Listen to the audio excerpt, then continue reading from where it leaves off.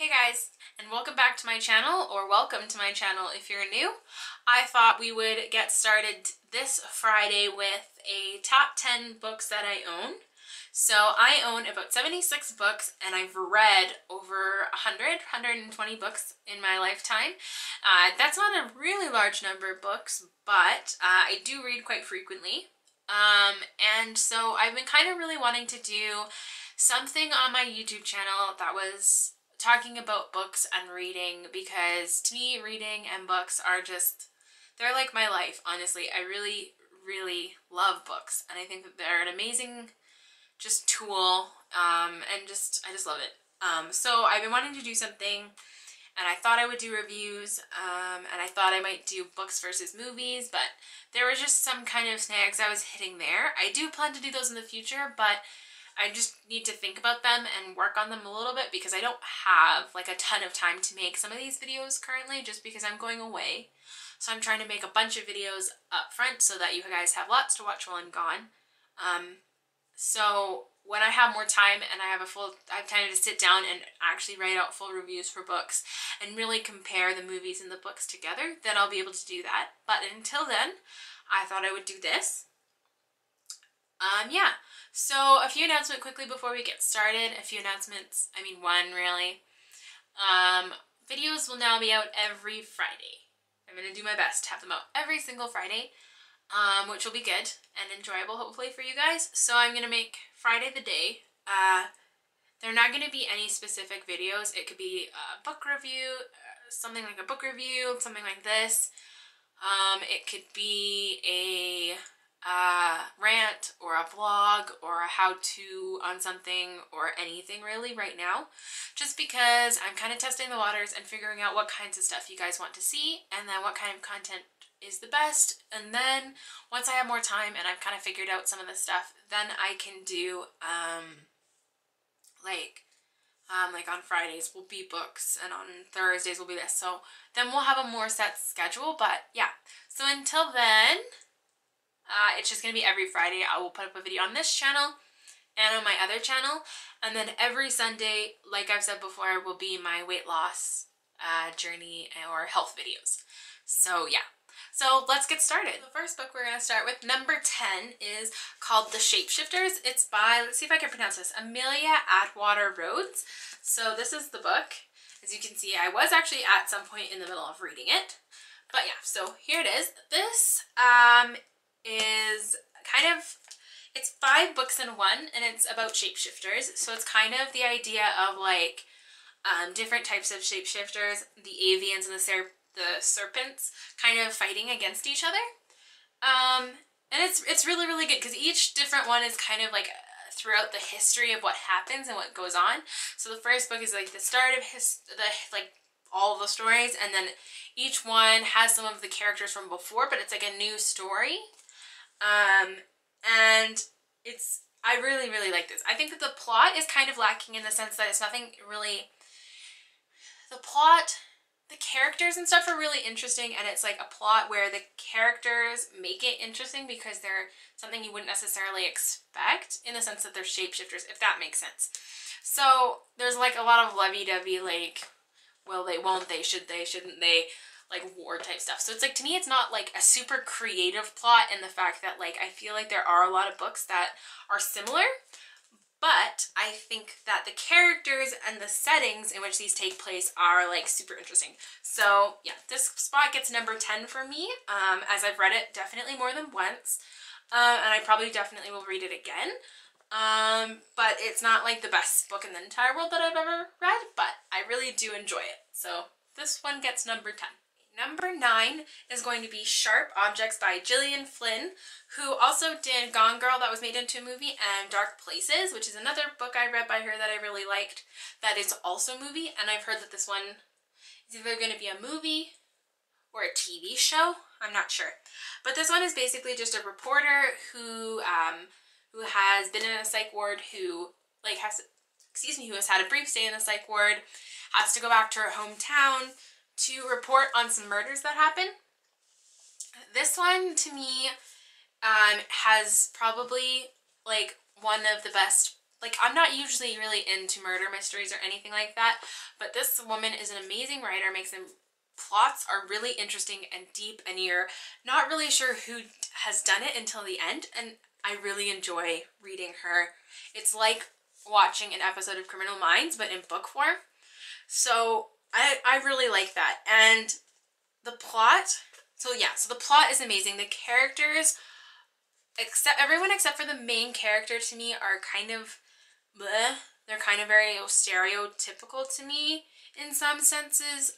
Some people might disagree and say that the mother is a little bit different, but overall I think that a lot of these people are stereotypes, like they're exaggerations of a stereotype.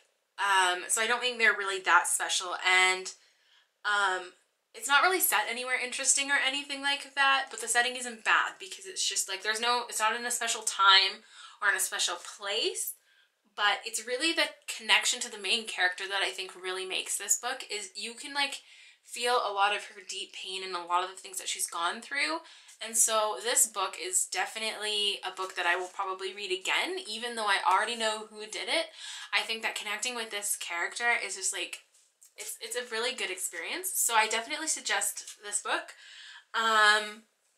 It could be a little triggering. I hate that word, but this could be triggering to anybody who has had to deal with mental illness.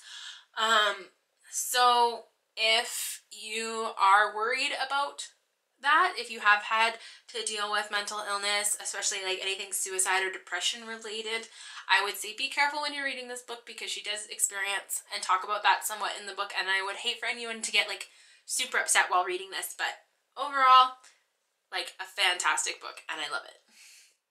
Alright, book number 8 is The Maze Runner. So I don't know how many of you guys have watched this movie, because it is a movie. Watch the movie, but it's fantastic. The movie is really good. Now, the movie is good, but it's not the same as the book. I have to make that very, very clear, because the first time I watched the movie, I was like in love with the movie, and I thought it was really good, and I hadn't read the books yet. So then I picked up the books, and I read all of them. I think I finished all except for one of the like side novels. And I love the books, and I love the movies, but I think that the movies are definitely not even close to the same as the books.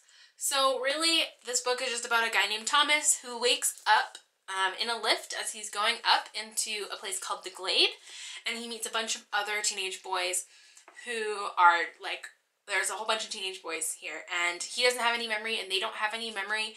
They only remember their names. And so, yeah, I don't want to give away too much, because there's a lot of not like twists, but like it's very, very interesting. So I don't want to give away too much of the plot. But I love this series, and I really love the first book. Oh, sorry, that's my phone. But yeah, so I really, really love these books. I think that the characters are all super dynamic. For the most part, super dynamic. I mean, you can see them growing and changing as humans, which it's a really big thing for me in books. I find if I don't see the characters growing as human beings, then it's really hard to enjoy. So yeah, you see them getting stronger, and this book, it really one of the things I really like about this series is it talks about like ends justify the means, the greater good over the greater, like one versus the greater good or whatever. So I really like that in this book. Yeah, overall this is one of my favorite books that I've read in a long time. Like, it's on my top 10, so clearly it's one of my favorites, but I love this book. I think it's amazing. Please go pick it up and check it out and let me know what you think, because I'd love to have more people to talk about it with, because I feel like even though it's a really popular movie, I feel like not a lot of people have read this book. So I want more people to talk about it with me. So get it and then go see the movie and tell me if you noticed that the great, like, huge differences between the books and the movies. Alrighty, number 7 is The Diviners. I actually don't know where the front cover of this is, because I don't like the ones that have like folded over covers. I always take them off because they always get like, they're gonna get lost anyway and they get ripped and stuff, and I don't like it, so I've taken it off. This book is it's by Libba Bray. I'm sorry, I don't actually know how to pronounce it. Libba Bray, spelled like that, who is, after causing a commotion at a party, is sent off to live with her uncle, who kind of works in like a supernatural museum.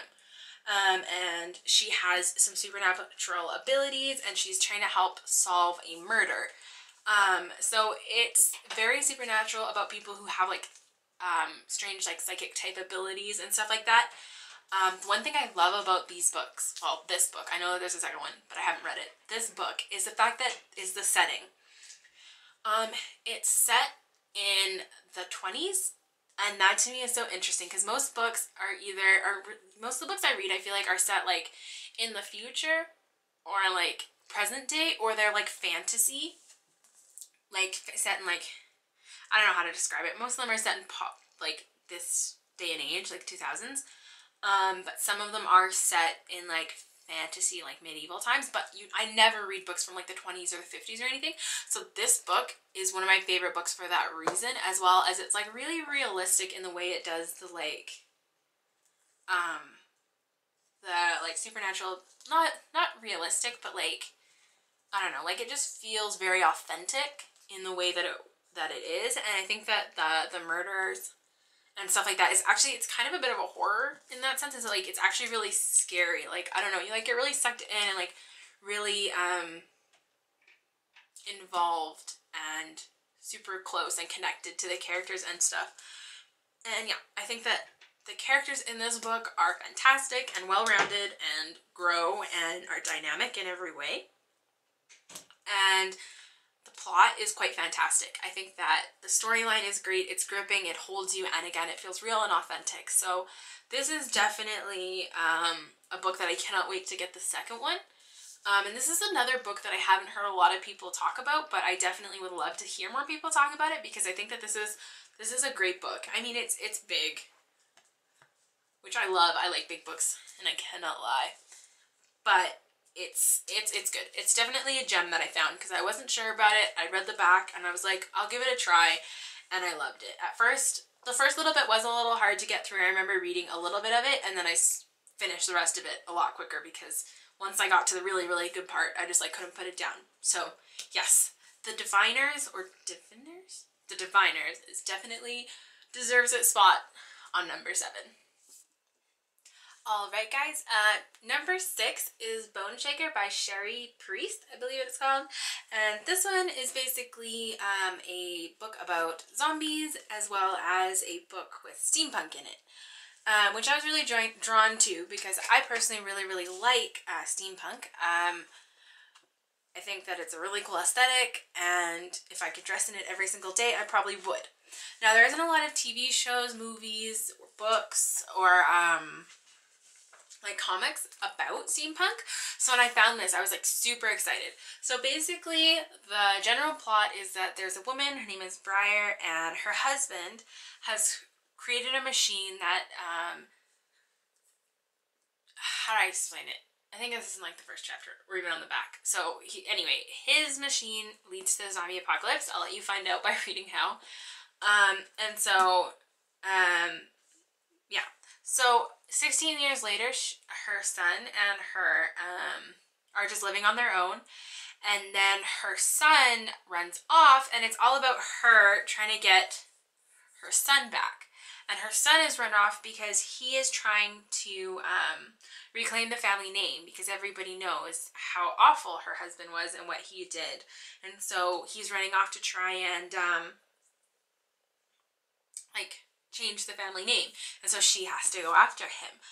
I think that the setting of this book is really cool because in this town where the zombies started, is in a city, and so they've blocked off the city, and so a lot of it takes place inside this war-torn zombie apocalypse city, and it's really interesting, and because it is steampunk, it's the time period's very interesting in the machinery and the mechanics and stuff. I didn't find the characters to be that special. Most of them, the main character, Brian, whatever, how do you say her name? I can never remember. Yeah, Briar. is very interesting. I like her. I think that she's a really strong woman and I really like that. But other than that, I don't remember, like I don't remember a large amount of the characters. Like they didn't really stick with me. But yeah, overall, this is a really good book, and I think more people should read this one as well. I haven't read the other ones. I know there are other ones, and I always get confused which ones come next because they're not really like marked. Like you can't really tell, so you have to look it up, and I always forget. But I'm excited to read more of them, and yeah, I think that if you like steampunk and you like zombies, and this is for you. If you don't like zombies, I would stay away from it. But all in all, I think it's a good solid 5 out of 5. But yeah, so this is number 6, Boneshaker by Sherry Priest. Alrighty, and one of the newest books I've actually read, this book I just read a few weeks ago, is Mrs. Peregrine's Home for Peculiar Children. This book is so good. It's about a guy named Jacob, and he goes off to a mysterious island after a tragic family event to learn more about his grandfather, and yeah, and it's kind of, someone said it's kind of like X-Men meets Harry Potter, like, because, you know, the school and everything. Read it and then you'll understand. I think that this book is, oh my goodness, when I started reading it, it was a little slow, but once I got going, I didn't want to put it down, and I kept thinking about it. And, excuse me, there's a lot of photos and stuff, and they're all actual photos from the past. Where is it?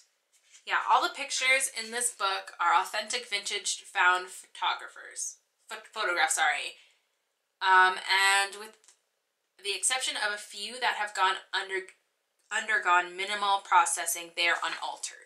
So a lot of the photos are in here are just photos that someone has found and made a story about. So that's something that actually, when I got to the end of the book, it made me really appreciate the book, that someone found these photos and then they were turned into a story.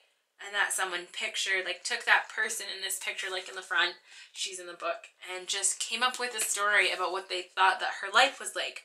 I think that that's really cool. This book got 5 out of 5 for me, all the way across. The plot's good, the characters are good, the setting is pretty good. I guess I wouldn't really necessarily give it a 5 out of 5 because it's nothing too special. In a lot of the book, it's not too special.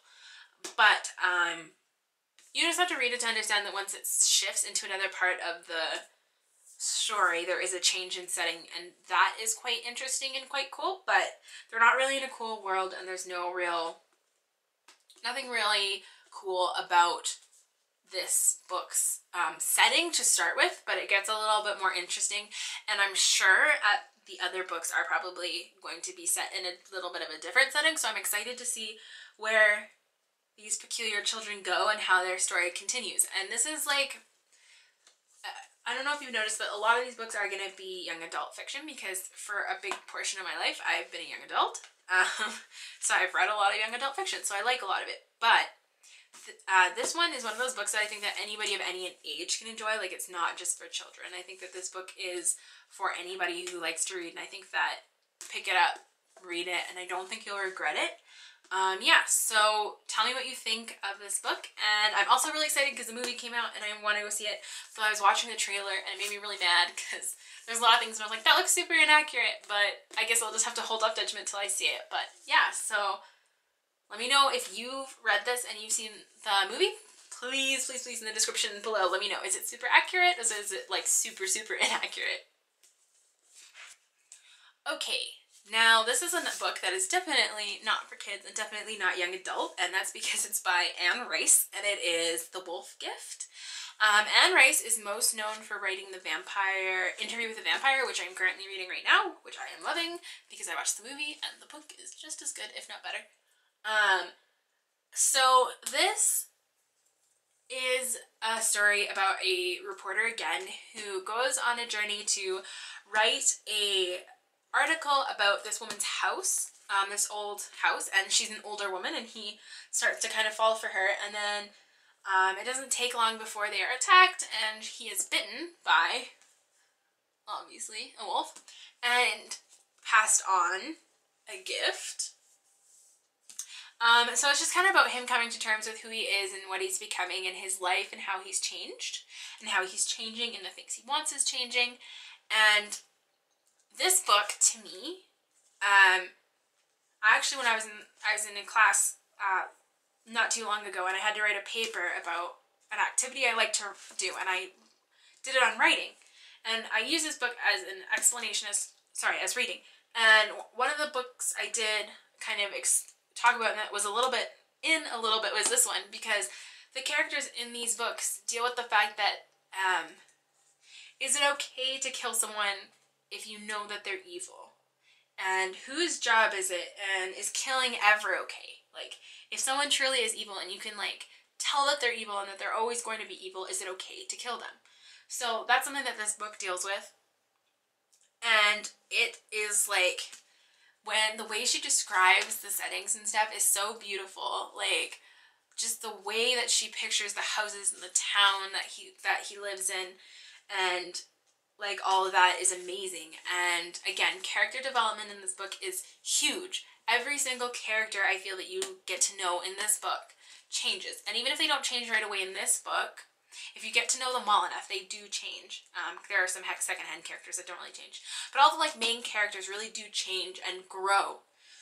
And there's this one, and then there's the second one. And they literally... This book got me back into reading, because for a while I wasn't reading a lot of books. I kind of stopped reading for a while, and then I picked up this one and I like read it, and I just like could not put it down. And it is fantastic. I love this book. I will warn you though that there are some raunchy, sexy scenes, which is kind of weird. Some of them are kind of really weird. So if you don't like sex scenes in your books, don't read this book. And if you are under a certain age, don't read this book, because there's sex. Don't read it. But yeah, it's like fantasy in a new way. Like, it's very whimsical and fantasy, like clearly wolves, but it's very like almost realistic. Like, I don't know, I like books that are fantasy, but they almost seem like they could happen. Like, you can believe that this story, like, you're almost like, is this someone's life? Like, did this really happen? So yes, and I love Reuben Golding, who is the main character in this, and he can be mine. So yes, this book is like, we're getting out to the really, really, really good ones that are like my favorite. And I'll probably read this book like a million times. I've only read it once, but that's because I read it recently. And I was trying to do like a 20 book reading challenge. So I was not reading new old books. So, but I'll definitely read this one again because I love it. Alrighty, now the third book here is another zombie book. So if you're not a zombie fan, I'm sorry, but this book is about Finn, and so basically in his world there are zombies, and this zombie virus can live into you. I think it's up to 20 something years it lives in you. So if you are, so his mom in the beginning of the book found out that his mom is sick, so it means that he could have it because he obviously comes from his mom. So he's 20, I think, at this book, so he has, or he's 20 or he's 19. So he has 2 years left in quarantine before he's going to find out if he has it. After that period of the 20 years, if you don't get it, then you're not sick. So he's given a little positive tattoo on his hand and sent to meet his ride off to this place where he'll have to go where other people are positive. But when the person who's supposed to be taking him doesn't show up, it's kind of about him trying to get there and all the stuff that he figures out along the way, and what being positive means. And I think that this book can kind of talk to disease in general and how we ostracize those with diseases instead of helping them. And I mean, it's a little different because people who have some diseases aren't just going to turn and bite you, but it is really interesting about how everybody who's healthy treats these people who could be sick even though they could not be sick. So it's very interesting. The plot is so rich, like so much happens in this book. I do feel like some of the sections were a little bit rushed because of how much is in this book, but so much happens to him in such what would seem like such a short period of time. And it's like I don't know, he grows so much. He starts out as just like such a young guy who doesn't really know what he wants and doesn't really know life, and he just like grows into a man, and it's so awesome to watch, and he meets so many interesting people who are so changed by what's going on around them. So yeah, this book is literally, I got it in a paper bag. It was like a blind date with a book thing, and all the proceeds go towards like, I can't remember what it was. I think it was like a children's hospital type thing. And so you bought a book, it was cheaper, but you couldn't see what was in it. And I got this book just by reading what they had written on the back, because I read a tiny little thing on the back. And I got this book, and I like was so excited because I love zombies and I can never have enough zombie novels. And then this came out, and I was, yeah, so I was just super excited, so much so that it actually got me to buy 2 other books by David Wellington, because I think his writing is just beautiful, and I think his storytelling style is just amazing. So if you like zombies, if you're a Walking Dead fan, give this a try. I think that zombie novels are very underrated. Like, zombie comics, great. Zombie movies and TV shows, wonderful. But zombie books really get you in the head of the people who are having to survive it. And I think it's just, honestly, so amazing. So yes. Alright, and number 2, almost to the end, is Marked in the House of Night series by PC Cast and Kristen Cast, a mother and daughter who wrote these books.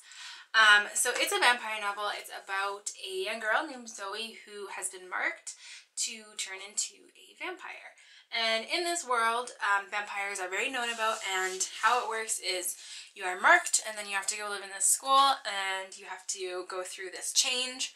And if you complete the change, then you become a vampire. If not, you die. So she finds out that she is no ordinary vampire, and that she's very, very special. And this book has a special place in my heart because honestly, it's clearly for 12, 14-year-olds. I mean, there are some sexy scenes in it, but it's like, the writing is definitely for very young adults and teenagers. There's 13 books and 4 novellas, and I have read basically all of the books. I think I've only not read one of the novellas. And these books hold such a special place in my heart because I started reading them when I was very young, and then slowly as they came out year after year after year, I basically came out the day that they were put out and read them in like 2 seconds. I've read every single book like 10 times, and this series is just like, when I went through really, really tough times, I would just read through it again, and I would just dive into this world and just, you know, completely forget about everything. Now, is the plot great? It's okay. I mean, the story is interesting. I feel like sometimes they did cram so much into this, but the characters are amazing, and they all grow, and you learn about redemption and friendship and love and like just all these amazing things in this book. And the writing style and some of the things they do, as far as like, sometimes in some of the other books they'll do like one person, well, you'll see from one person's side of view, and then you'll see from a different person's side of view. Actually, they do that a lot more in the other books. The first book is basically told from her point of view. I think the second book as well. And then every other book after that is all told in like different types of point of views, which is really cool. But this book, it's just like, I don't know, it hits you right in the feels, especially if you're under a certain age. It just like, I don't know, like don't get along with your parents, and searching for a place to belong, and finding family outside of just your family. And I'm a super family loving oriented person, but I think that there's something really great about finding people who you get along with, who are not just your family. So that's something I love about this book. And the plot, sorry, not the plot, the setting's really cool. Like, as far as like, it's just in like a plain old town and stuff like that, but some of the places that they go are really interesting. Not so much in this first book, so I'll try to talk just about this first book. It's so hard for me not to connect them all because I love them all. In this book, the setting is not as interesting as some of the other ones because it's just like the school and her home and stuff like that. So it's not that interesting as far as that goes, but the plot is really interesting. To me, it really grabbed me. Now, I haven't read this book in probably a year or so because, again, it is quite a young, I don't know, some of the writing is quite young, but This book will always hold a special place in my heart, and I will probably read them all again at least once or twice more before I die, if not more. This is second because it's not my favorite book, but this book helped lead me to a series that just like escapism is a lot of reasons why people read, and this book helped me escape so much. So this is definitely one of my favorite books that I own. So that's why it's second, and I'm so excited that I get to share this with people. And I say read it, you know. Sometimes we get so hung up on the type of writing and stuff that we just can't enjoy books. And yes, this might be meant for younger people, but if you just push away some of those like preconceived, like I have to read books that are for adults, because my boyfriend does that all the time, tells me I should read books for adults. But if you can get past that and just enjoy this book for a story, a ride through people's lives and a different way of doing things and lessons that can be learned, again, about like redemption and love and family and what is evil, what is the true meaning of evil, and what does it mean to be good, and that just because, and death, so much death. I know it sounds really bad, but people die in this series, and talking about how, you know, how do we move on? How do we honor those people? And it's just overall like 5 out of 5, 10 out of 10, one of my favorite books. And I really hope that you do give this sorry, I'm waving around, that you do give this book a chance, because it's like literally one of my favorite books, and I wouldn't be the same person I am without reading this one. So definitely give this one a try. Also, it's kind of cool that a mother and daughter wrote this together. They wrote other books, but I've never read them, but one day I will. But yeah, give this one a try. Okay, so finally, the last book. Probably can't tell from seeing it like this. I honestly do not have the old cover anymore. It's definitely lost. It is A Discovery of Witches by Deborah Harkness. And this book is my favorite book in the world. It is a trilogy, and I do like the other books, but this book is my favorite book I have ever read in my entire life. It's about, sorry, I have notes down here. It's a story about witches and vampires and demons. They're not called demons, they're spelled with an A. It's really weird.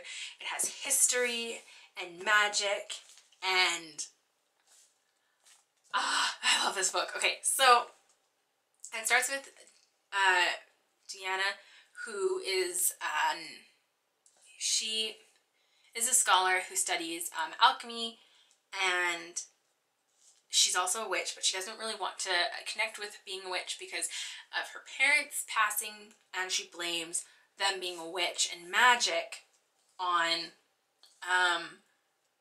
her parents dying. So she doesn't want to be a witch, so she just tries to think scientifically, and she's super, super smart, and she has like a photographic memory or something, so she's like really smart and able to like get up quickly. She's very, what's the word I'm looking for? She like gets up high in school quite quickly. And so it opens kind of on her studying, and she gets this manuscript, and it seems like it's like magic almost, and she's really unnerved, and she really, really doesn't want to open it, but she opens it and she studies it, and then she sends it back, and then she meets this vampire named Matthew, and he wants the manuscript, and so he's trying to get it from her. And so it's all about them and figuring out what this manuscript means for their kind, because as she finds out slowly, everybody's looking for this manuscript and they want her to find it. And it's about her past and her heritage and who she is, and this discovery of the fact that even though, like, becoming okay with who she is, and like knowing that magic isn't what killed her parents, and coming to terms with the fact that being a witch is who she is, and that magic is part of the deal, and that's not something that she can just get rid of because she's afraid. And I mean, I think that's something we can all relate to, being afraid of who we are and coming to terms with that. So that's one of those things I think one of the reasons I'm drawn to this book is it makes you take a look at yourself and say, what am I hiding? What am I trying to push down that's just going to keep coming up? But This book, oh my goodness, history. There's a lot of history in this book. I know that sounds really weird, but in this book and the other two books that are after it, which I've read, there's a lot of history because clearly vampires live for a long time. So Matthew has lived for many, many years. So there's lots of talking about different people. Now, it's not all historically correct, obviously. Some of these people weren't witches and demons and stuff like that. But the fact that it just talks about like these people and just like kind of, sometimes it's interesting to see other people's perspective. Clearly it's not what happened, but just like to fantasize about why they were the way they were, or who these famous people were, and to try and kind of give them these personalities that we think that they might have, and then attribute that to a magical being that they might have been associated with. To me, is just so cool. And it's like she is a witch and she's Wiccan also, which is really cool because Wicca is a real religion. But I think that that's just really cool that they really did pay attention to a lot of details of stuff like that. And man, I don't know, there's some sciencey stuff in here, and it's just like, it's what Twilight almost could have been. I know that's going to make you run from it, but it's like, it's a fantasy book that's romantic, but it's for grown-ups. Like, it's so,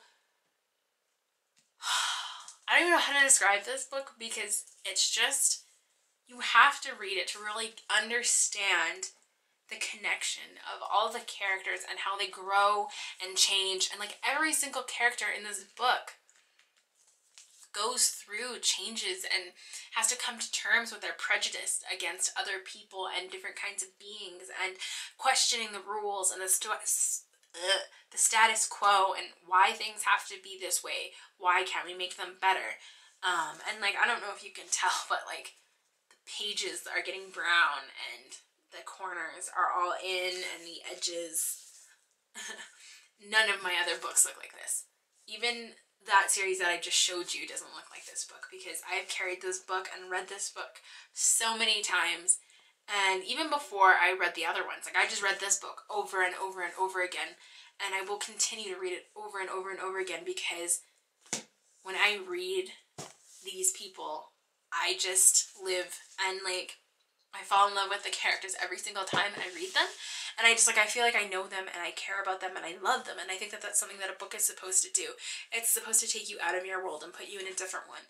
And this woman does this, and this apparently is going to be made into a movie one day. They do have plans, and I just think, I get so excited and I'm so scared, because this book means so much to me, and if they were to mess it up, I would be very angry. Especially because there's so much importantness in every page that it's just like, I'd rather them just make it into a TV show. Please just make it into a TV show, and I will watch every episode the day it comes out. But yeah, so this book is number 1, the final book in the top 10 books I own. So yeah, thank you for joining me as I go along and talk and ramble about my favorite books.